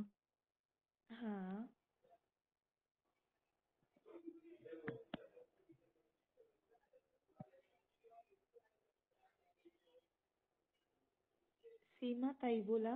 श्री स्वामी समर्थ. श्री स्वामी समर्थ.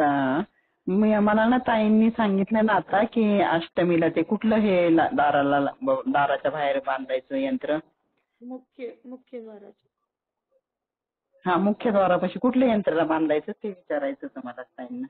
64 योगिनी यंत्र. 64 ना.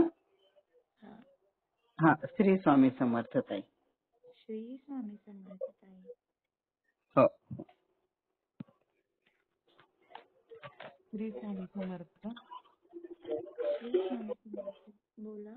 ताई, दादांचा वैरागला मेळावा होता ना, त्यावेळेस दादांचं मार्गदर्शन चालू होतं. त्यावेळेस मी सर्व कामे आटपून अशी म्हटले, आता असं बसून ऐकण्याऐवजी मला कंबर खूप दुखत होती, त्यामुळे मी झोपून असे मार्गदर्शन ऐकत होते. ते दादा बोलले की झोपायचं नाही कुणी. हा. सीमाताई म्यूट करा ना तुम्ही. सीमाताई म्यूट करा. केलं ना ताई. नाही, म्यूट नव्हतं ताई, तुमचे आवाज येत होते म्हणून. वैशाली ताई, तुम्ही बोलत होते का मध्ये? हा, मी बोलत होते की दादांचं ज्यावेळेस मार्गदर्शन चालू होतं ना, त्यावेळेस मी म्हंटल की असं म्हणजे झोपून ऐकावं, म्हणजे नाही मला कंबर खूप दुखत होती. पण त्यावेळेस दादा बोलले तुम्ही झोपायचं नाहीये.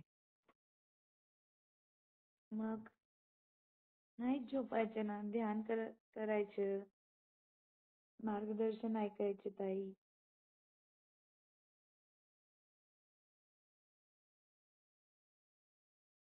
चालेल. अजून कोणाला अनुभव शेअर करायचे का?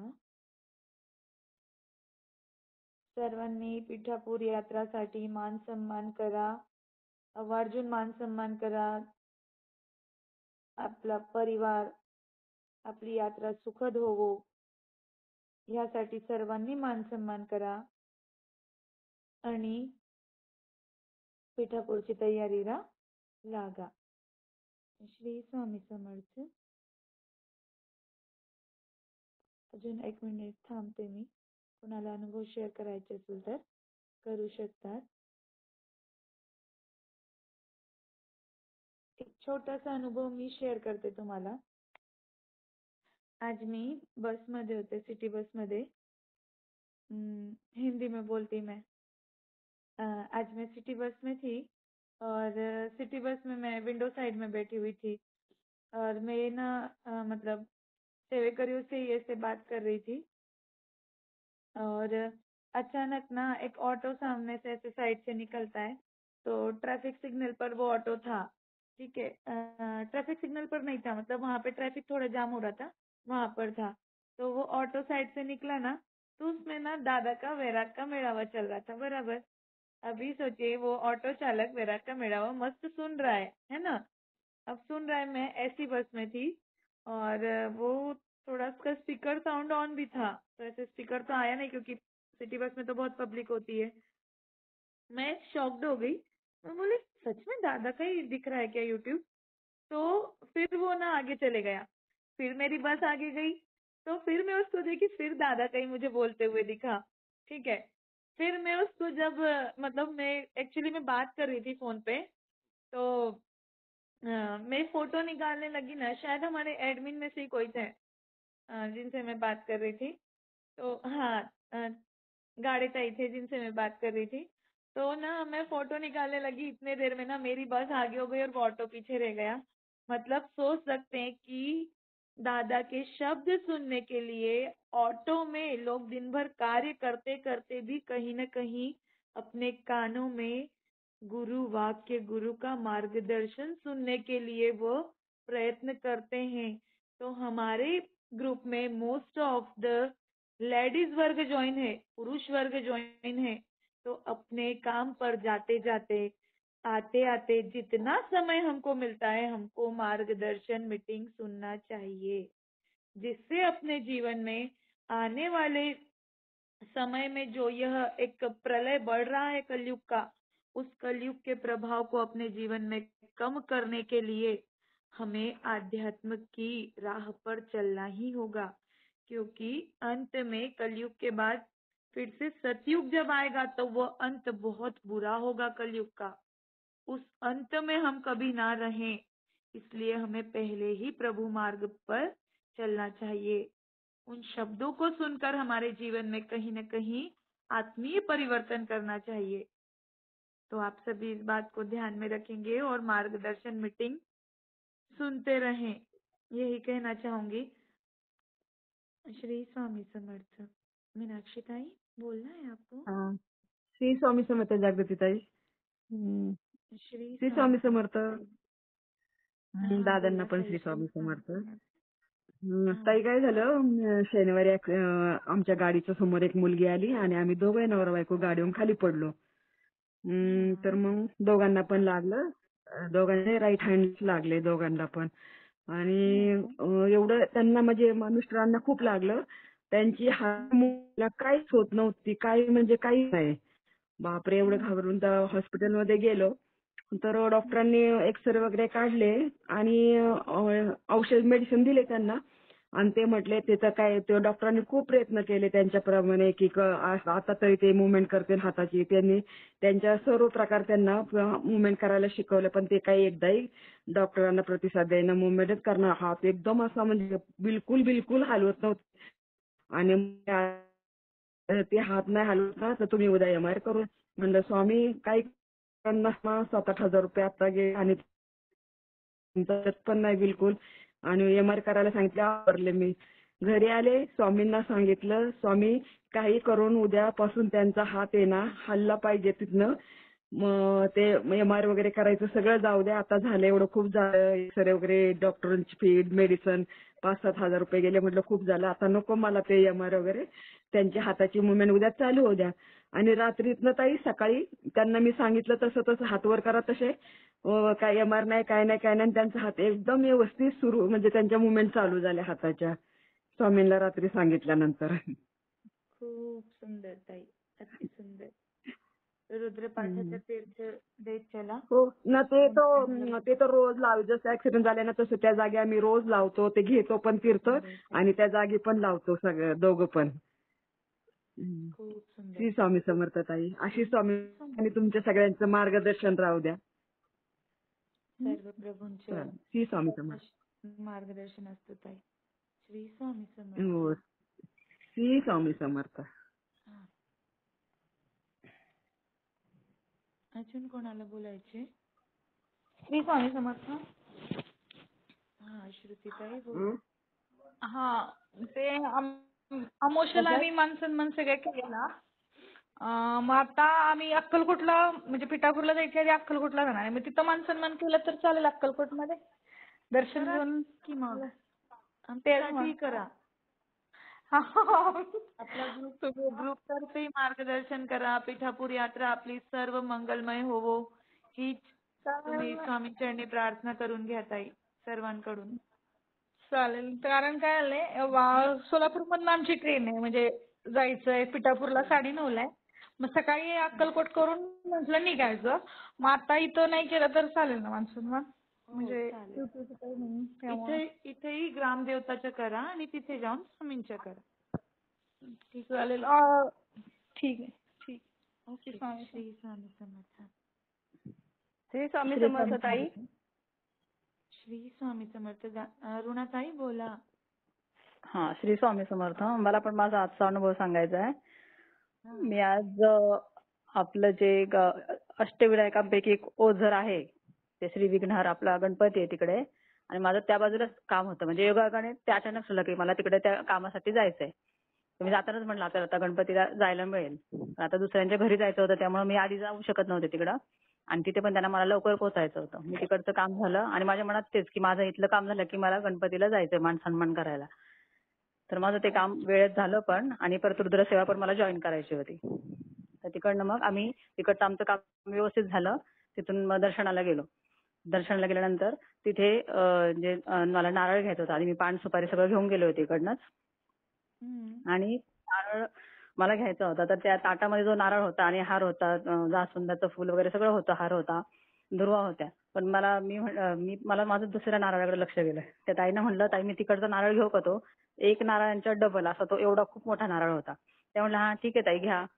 मग तो नारळ घेतला मी. तर मग त्यांनी त्याच्यामध्ये हळदी कुंकू टाकायला लागले ताटामध्ये. त्या ताई द्यायला लागले. तर ते हळद टाकली आणि कुंकूच नव्हतं त्यांच्याकडे. पण म्हटलं ताई तुमच्याकडे अष्टगंध आहे का? तर म्हणतात नाही अष्टगंध नाहीये. मग मी तिथून गेले म्हणजे दर्शनाला. ते दर्शन वगैरे खूप छान झालं तिथे, म्हणजे एकदम निवांतच झालं. आता बुधवार म्हणजे काही गर्दी नव्हती. व्यवस्थित दर्शन वगैरे घेतलं. आणि मी असंच गणपती बाप्पा पुढे म्हणजे हात जोडून उभी होते आणि आपल्या पिठापूरसाठी पण सांगत होते मी गणपती बाप्पाला की हा पण आमचा म्हणजे व्यवस्थित मेळावा होऊ देत, यात्रा सगळी छान होऊ देत, दादांचं नाव घेतलं, स्वामींचं नाव घेतलं, सगळं ते असं मी प्रार्थना करत होते. आणि खाली ताटामध्ये मोदक घेतले होते मी आणि ते मोदक सगळं प्रसाद ठेवलेला होता खाली. ते हे पण ठेवताना विड्याचं पान पण ठेवताना ते जिथे जे पुजारी होते ते म्हटले असं ठेवा. तर तर माझे मिस्टर तसं ठेवायला लागले. तर म्हटलं नाही आपल्या दादाने असं सांगितलं आपण असंच ठेवूया. ते म्हटलं काही हरकत नाही ठेवायचं नाही. एकदम छान बोलले ते. नाही काय हरकत नाही तुम्हाला तसं सांगितलं असेल ना तुम्ही तसं ठेवा. एकदम छान असं बोलले. तर मग आम्ही परत ते पान फिरवलं जसं मी सांगितलंय तसंच ते विडा ठेवला तिथे. नंतर मग नारळ वगैरे तिथे अर्पण केला आणि मी हात जोडून उभी होते. तेवढ्यात ते ना म्हणजे काय झालं मला माहितीच ना. मग मी असं वळलं तर एक मला छोटा मुलगा दिसला असा 2.5-3 वर्षाचा वगैरे. मी पटकन त्यातला मोदक घेतला त्याला द्यायला लागले. तर सगळेजण 3-4 जण म्हणजे त्या मुलाचे वडील, माझे मिस्टर, ते पुजारी सगळे माझ्याकडे बघायला लागले. म्हणलं हे सगळे असं माझ्याकडे का बघतात आहे. मग त्याचे पप्पा जोरात असे हसले एकदम आणि म्हणतात अहो ताई त्याने आधीच घेतलाय तो. म्हणजे गणपती बाप्पा पुढे ठेवलेला प्रसाद. तो छोटा मुलगा आला आणि माझं काही लक्ष पण नव्हतं. तो पटकन असं उचलून घेतला. मी तिथे तर हात परत पुढे पण करेना. मी देत होते ना त्याने हात पुढे नाही केला. त्याने स्वतःच तो प्रसाद घेतला. आणि मी दर्शनावर खूप आणि साईडला झाले. तर त्या कोणाऱ्यामध्ये म्हणजे गणपती जो गाभारा असतो त्या गाभाराच्या शेजारी पण एक गणपतीची छोटी मूर्ती असते ना आपण एंट्री करताना आतमध्ये. तर तिथे गणपतीचं ते साईडलाच एका कोणाऱ्यामध्ये अष्टगंध होता पडलेला. म्हणजे असं ठेवलेला होता अष्टगंध. मग मी तो घेतला गणपती बाप्पाला म्हणजे माझी इच्छा होती ना की मला अष्टगंध गणपती बाप्पाला लावायचा आहे. तर तो पण मिळाला. नंतर मला एक राहिलं की याच्यामध्ये हळद आहे मला कुंकू का बरं नाही मिळालं. असं करत मी म्हणजे दर्शन वगैरे घेतलं आणि बाहेर जात होते. तर तिथे म्हणजे आलेच मेन ह्याच्या बाहेर पडायच्या आधीच त्या खांबाजवळ कुंकू मला दिसलं. ते असं म्हणजे खांब असतो ना असं दगडी खांब असं उंच ओट्यासारखा. तर तिथे एकदम छानपैकी ते मला तिथे कुंकू पण दिसलं.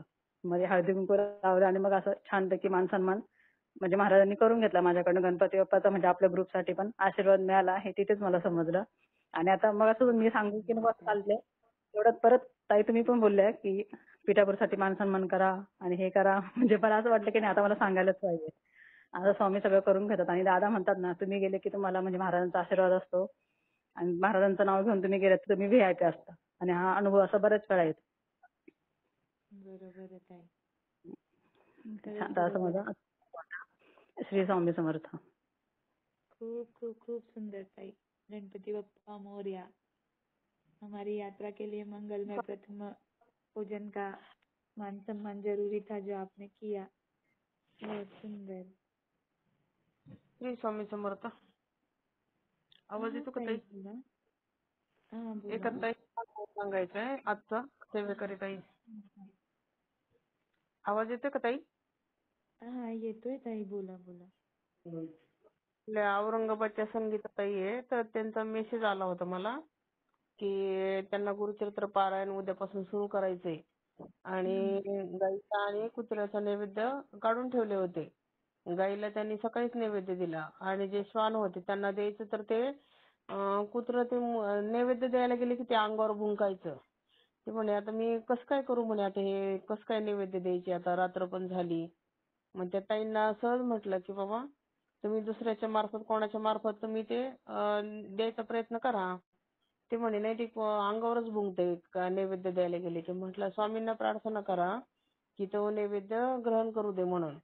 आणि त्यांनी इकडं प्रार्थना केली थोडं बाहेर आले तर तो स्वतःहूनच शांत होऊन आला आणि ते नैवेद्य जे ठेवलेले होते ते त्यांनी ग्रहण केले. म्हणजे पहा स्वामींना केलेली आर्ततेने प्रार्थना ती नक्कीच आपलं काम पूर्ण करते.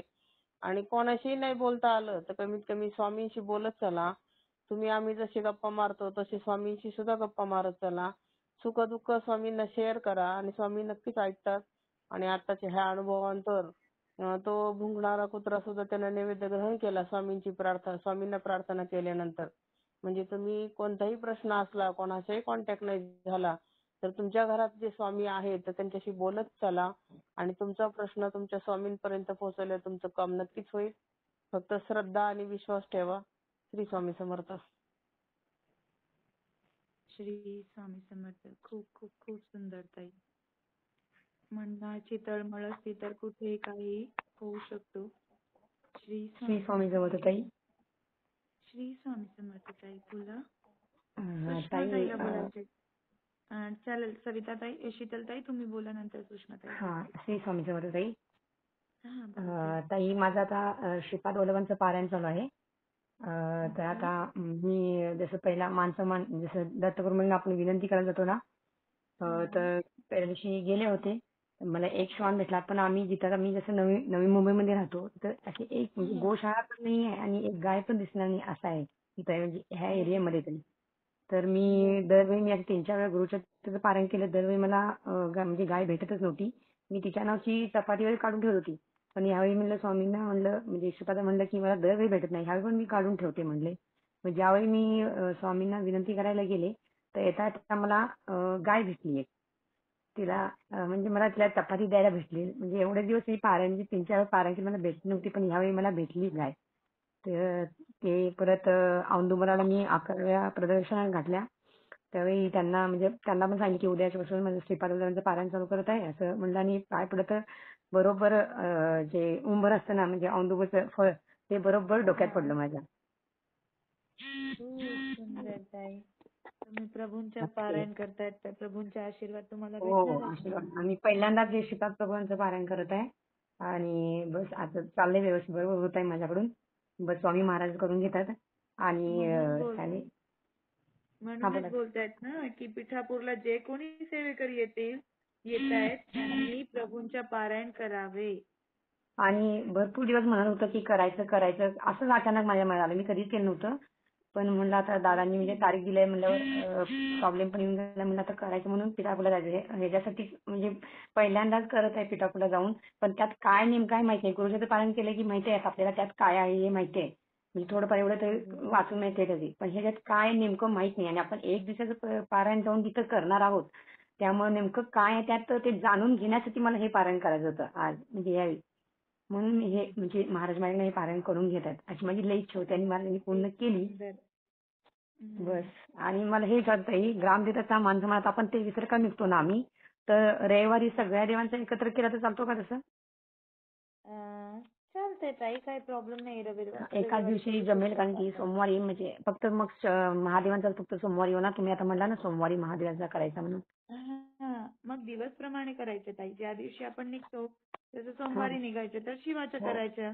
मंगळवारी निघायचं तर गणपती बाप्पांच्या किंवा आई भवानीच्या करायचं असं. हा चालेल, ठीक आहे.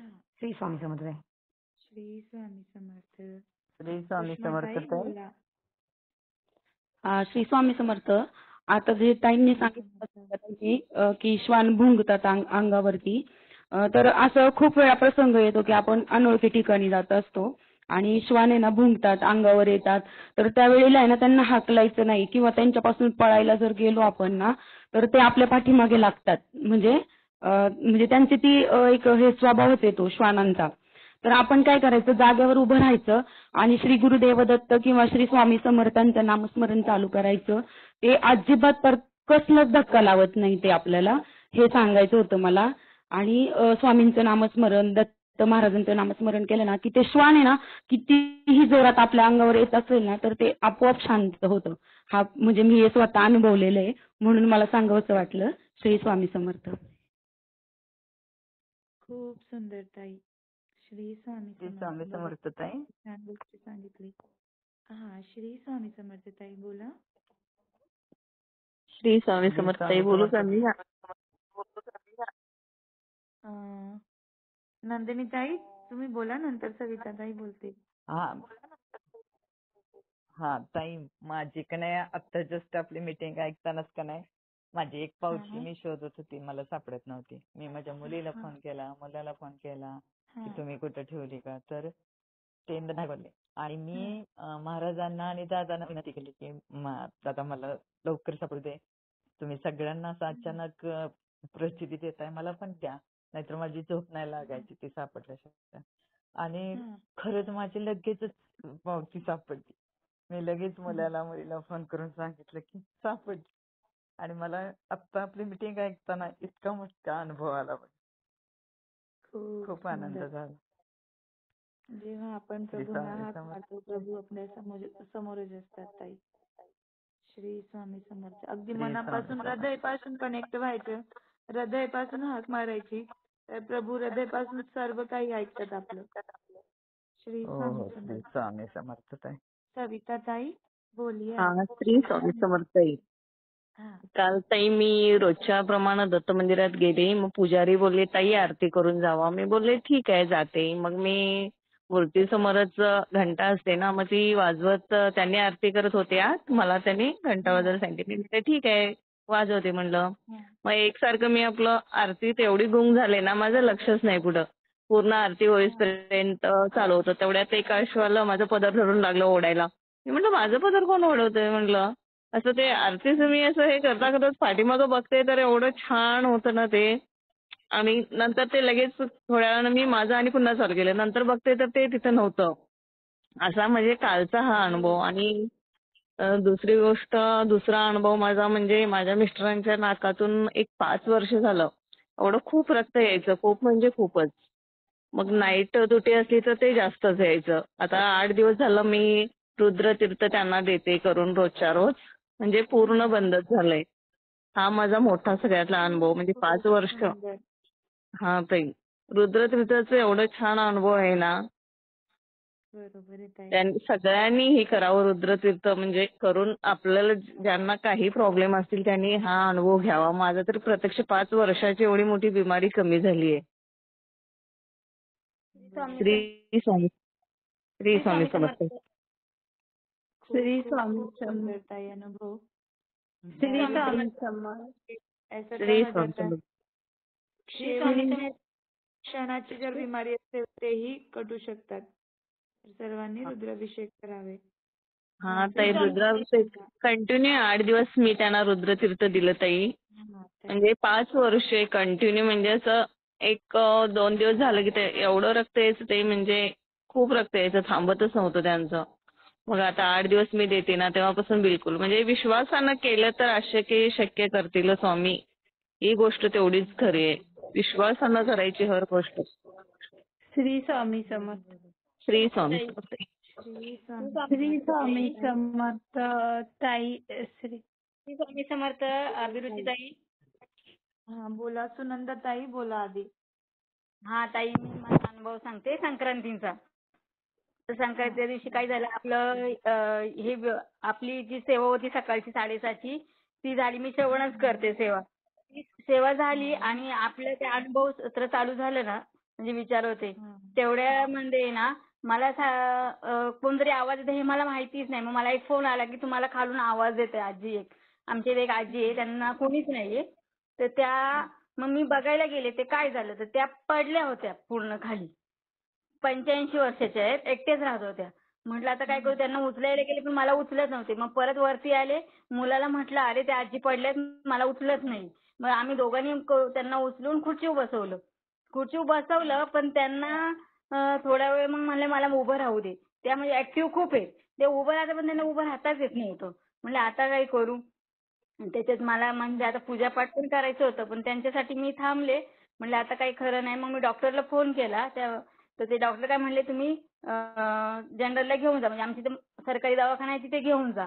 तर मग नंतर मग मी म्हटलं चला. तर मी माझ्या इथे खालच्या मुलाला एका बोलवलं कारण मला त्यांना उचलता येत नव्हतं आणि माझ्या मुलाला दोघांनी तिला खुर्चीत उचलून आमच्या गाडीतून मी नेलं दवाखान्यात. तर तिथले सगळे म्हणजे सरकारीमध्ये नेऊ नका तुम्ही दुसऱ्या हॉस्पिटलला न्या. मग आम्ही दुसऱ्या हॉस्पिटलला घेऊन गेलो. त्यांचे नातेवाईक काही नव्हते. तेवढ्यात मग मी नंतर डॉक्टरने चेकअप वगैरे केलं तर म्हणले आम्ही आता एक्सरे काढतो त्यांचे. तर मी म्हणलं ठीक आहे. मग तोपर्यंत म्हणलं मी त्यांच्या नातेवाईकांना फोन करते. मी त्यांच्या नातेवाईकांना फोन केला. बोरवलीला नातू वगैरे होता आणि पुण्याला त्यांना सगळ्यांना फोन केले कॉन्टॅक्ट केला की असं आजींचं झालंय. तर म्हटले बघा काही डॉक्टर काय सांगतात. तर डॉक्टरनी मग थोड्या वेळ थांबले आणि त्यांनी चेकअप केलं तर एक्सरे वगैरे काढला तर सांगितलं की त्यांचं हे खुब्यापाशी हार्ट क्रॅक झाले तर त्यांचं ऑपरेशन करावं लागेल. आता म्हणलं काय करू तर मी त्यांना फोन करते. त्यांचं काय झालं 3 जण असल्यामुळे ते लोक एकमेकांचे डिसिजन घेत होते. आता ऍडमिट करू एक तर पूजापाठ सगळंच घरी राहिलं होतं. 11:30 झाली तर त्यांचं काही हे नाही. म्हटलं आता काय करू तर मुलाला म्हटलं असं कर मला एकतर घरी सोड कारण घरी काहीच मी काम केलेलं नाही.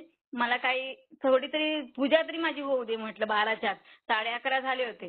मग मुलगा म्हणला ठीक आहे ज्यांचं डिसिजन होईपर्यंत बघूया. मग मुलाने मला घरी सोडलं. मी पूजा 12 वाजेपर्यंत कसं तरी पूजा उरकली. 12च्या आत खडी साखरेचा नैवेद्य दाखवला आणि मग माझा मुलगा गेला आणि त्यांनीच आजीला ऍडमिट केलं. त्याची सही हे करून त्यांनीच हे केलं. ती नातेवाईक म्हटले आम्ही येतोय, तुम्ही ऍडमिट करा, आम्ही बघतो पुढचं काय ते. मग माझा मुलगा ती लोक पण माझा मुलगा 4 वाजेपर्यंत तिथंच होता. मग मी मग म्हणलं आता काय करू, आता तर काय वेळ पण नाही. मग पुरणपोळीचा नैवेद्य वगैरे केला. माझं हे करसपर्यंत मला 4 वाजले. आणि आमचा संक्रांतीला वौसा असतो. आता म्हणलं काय करू, 5 वाजले मला. माझा वौसा वगैरे घेतला. आता आपले लेडीज सगळ्या गेल्यात ना, आमच्या इथं बालाजीचं मंदिर आहे. म्हणलं आता 6 वाजायला आले, सूर्य मावळायला लागले, आता मला वौसायला मिळतं की नाही. मी घरात वसलं. आता म्हणले स्वामी मी काय करू, मला मिळेल का, सूर्य तर खाली येत आलाय, आता काय करू. मी धावत तशीच गेले आणि त्याच्यात माझा पाय दुखते. माझा पाय गुडघ्यात एवढा क्रॅक झाले. आता मला वाटतं पारायणाला मला बसावंच लागेल, म्हणजे खाली बसताच येणार नाही, एवढा त्रास होतोय. मग मी तशीच गेले आणि बघितलं तिथं बालाजीच्या मंदिरात, तर वरती आतमध्ये श्री सुक्त चालू होतं, पण खाली सगळ्या बायका म्हणजे 5-6 बायका बसलेल्या होत्या. तर मी त्यांना बघितलं, मी थांबा, ते म्हणले आम्ही थांबतो. मग 5-6 जणी होत्या. मग माझा वौसा तिथं झाला आणि मी म्हणलं खरंच स्वामी तुम्ही ये ना करून घेतलं. आणि मला बसायला येत नव्हतं. ते म्हणले ताई पुढच्या पायरी बसा. हो स्वामी एवढं करून ताई जर मोठा अनुभव असेल ना तर आपण लिहून पाठवायचे, कारण आपण बोलत असतो सर्वांना बोलायचं असतं ना.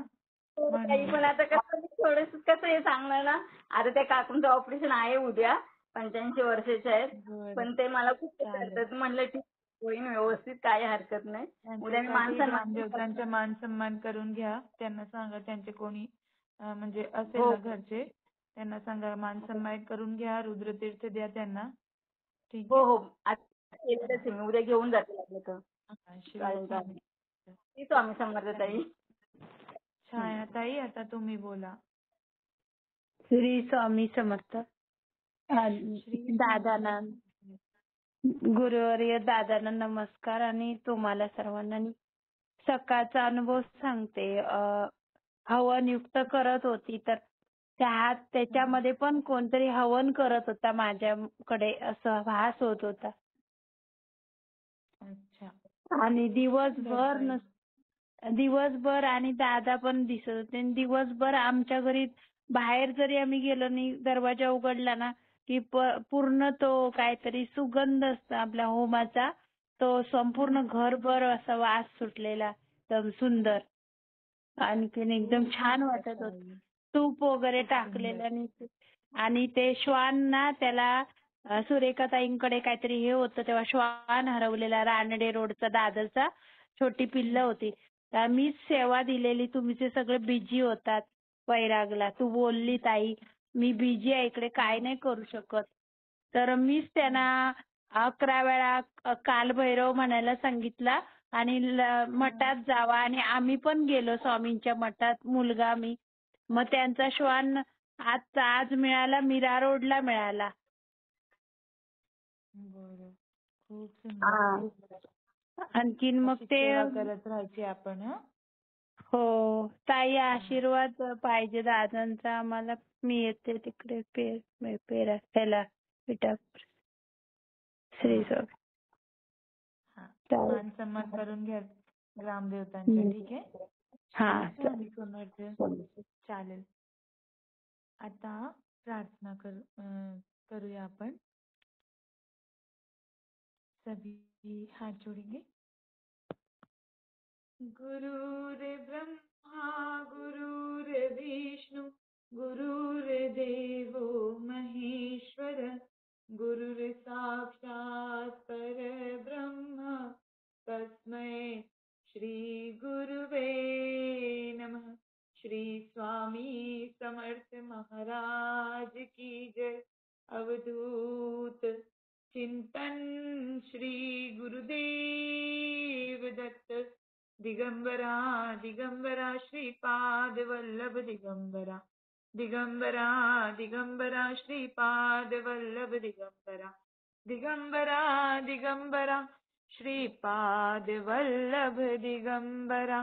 ओम श्री गायत्री माता की जय.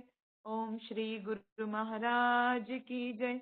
झालेली सर्व सेवा श्रीपाद श्री वल्लभार्पणमस्तु. सर्वांना श्री स्वामी समर्थ. श्रीपाद राजम शरणं प्रपद्ये.